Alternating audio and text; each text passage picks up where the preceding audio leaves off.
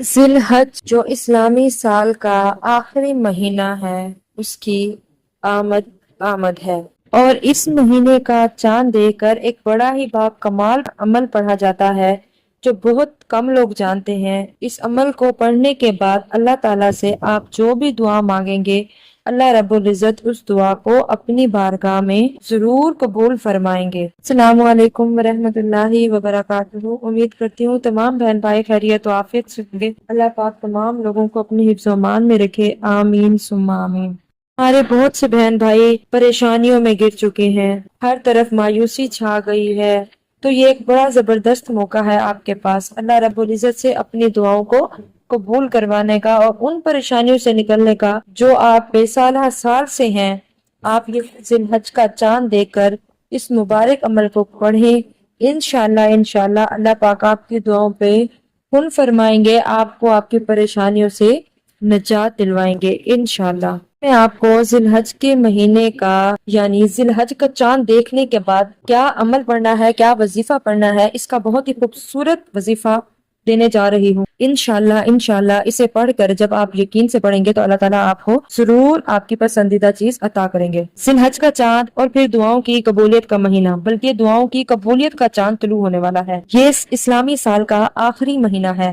یہ اپنے دامن میں بڑی رحمتیں اور برکت لے کر آیا ہے، لیکن اس مہینے کے طلوع ہونے سے پہلے اس کے چاند سے ہی ہم وظائف کا آغاز کرتے ہیں اور دعاؤں کی قبولیت کے لیے اللہ کی بارگاہ میں اس کی رحمت سے پر امید ہو کر اپنی حاجات کو، اپنی تمناؤں کو اللہ کے سامنے پیش کرتے ہیں، اور اللہ تعالیٰ ہماری حاجات کو پورا کرتے ہیں، ہماری دعاؤں کو قبول کرتے ہیں۔ کیا پتا کون سی ایسی گھڑی، کون سا ایسا وقت ہو کہ جب ہم اپنے رب سے مانگے اور وہ رب ہمیں عنایت کر دیں۔ اور پھر یہ جو ذی الحج کا چاند ہے، یہ بڑی ہی رحمتوں کا متحمل ہے۔ بہت سارے ایسے افراد، ایسے عاملین کاملین جو اس ماہ ذی الحج کا چاند نظر آنے پر ایک مختصر سا عمل بتاتے ہیں، اور پھر جب وہ عمل کیا جاتا ہے، اس عمل کے بعد جو بھی دعا کی جاتی ہے، جو سالہ سال سے آپ مانگ رہے ہوتے ہیں، اس کو قبولیت کا شرف عطا کر دیا جاتا ہے۔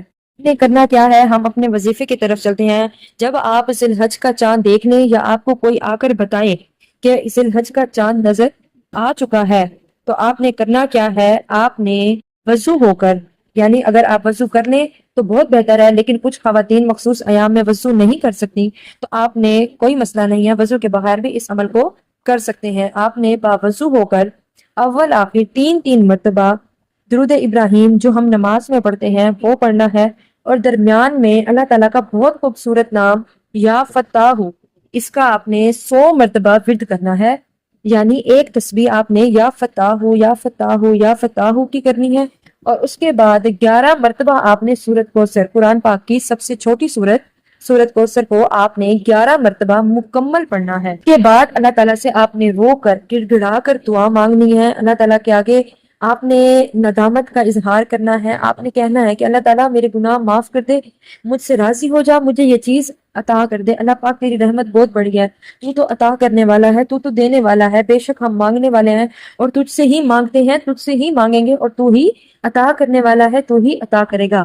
اللہ تعالیٰ سے لاڈ کر کے دعا مانگنی ہے، اللہ تعالیٰ تو دے سکتا ہے، تو یہ چیز دینے پر قادر ہے، میرے حق میں یہ چیز بہتر نہیں ہے تو بہتر کر کے دے دے، اللہ پاک مجھے یہ چیز عطا کر دے۔ اللہ پاک اگر بہتر نہیں ہے اور تجھے لگتا ہے کہ اس میں میرے لیے پریشانی ہے، تو اللہ پاک اس کا خیال میرے دل سے نکال دے۔ اللہ تعالیٰ کو راضی کریں، دعا مانگے، رو کر، گر گڑا کر اللہ تعالیٰ سے لاڈ کریں۔ اللہ پاک میں بیٹھا ہوں، اللہ پاک میں بیٹھی ہوں، میں یہاں سے تب تک نہیں اٹھوں گی جب تک تو کن نہیں فرما دیتا میری دعاؤں پر، میں یہاں سے تب تک نہیں اٹھوں گی جب تک تو میری دعا قبول نہیں کر لیتا، مجھے فلاں چیز عطا نہیں کر دیتا۔ اگر اللہ تعالیٰ اس میں بہتری نہیں ہے میرے لیے، تو میرے دل کو جب تک سکون عطا نہیں کر دیتا، اللہ پاک میں یہاں سے نہیں اٹھنے والی۔ اللہ تعالیٰ سے مانگے بار بار ایک دعا، یہ نہیں کہ آپ نے 2 منٹ دعا مانگی اور اٹھ کے 10 منٹ کی دعا کرے، 15 منٹ کی، اپنی دعا کا دورانیہ بڑھائیں، بار بار جو دعا آپ نے قبول کروانی ہے اس کو بار بار اپنے منہ سے ادا کریں۔ انشاءاللہ ایک وقت آئے گا آپ کی وہ دعا قبول ہوگی۔ آپ نے یہ وظیفہ کس وقت کرنا ہے، تو اس کا یہ عمل ہے کہ آپ نے جب ذی الحج کے مہینے کا چاند دیکھ لیا، تب سے لے کر اگلے دن فجر کی نماز سے پہلے تک آپ نے اس دوران کسی بھی وقت اس وظیفے کو کر سکتے ہیں۔ اس ساری رات میں آپ کے پاس وقت ہے، آپ باوضو ہو کر بیٹھے، اللہ تعالیٰ کو یاد کریں، اللہ تعالیٰ سے یہ وظیفہ کر کے اپنی دعا مانگے۔ انشاءاللہ اللہ پاک آپ کی دعا کو ضرور قبول فرمائیں گے۔ بہت یقین کے ساتھ آپ نے دعا مانگنی ہے، دل میں کوئی شک و شبہ نہیں رکھنا کہ ہماری دعا پتہ نہیں قبول ہوگی یا نہیں، پتہ نہیں اس وظیفے کا رزلٹ ملے گا یا نہیں. ایسے نہیں کرنا. اللہ تعالیٰ ہر چیز پر قادر ہے.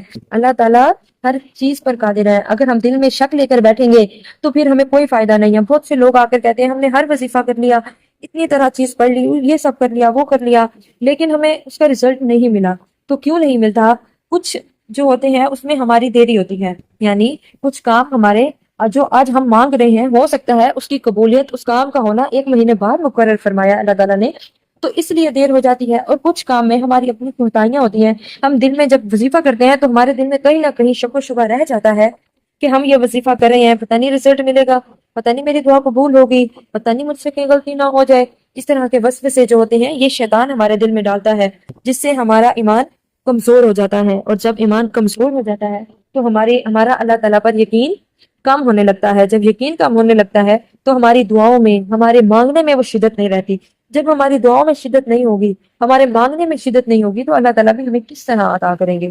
لہٰذا دعا مانگے تو اس میں شدت سے مانگے اللہ تعالیٰ سے. جتنی ہماری دعاؤں میں شدت ہوگی اللہ تعالیٰ اتنی ہی شدت سے ہماری دعا کو قبول کریں گے. جب بھی دعا مانگے اپنے دوست، احباب، رشتہ دار، تمام لوگوں کو اپنی دعاؤں میں شامل رکھیں.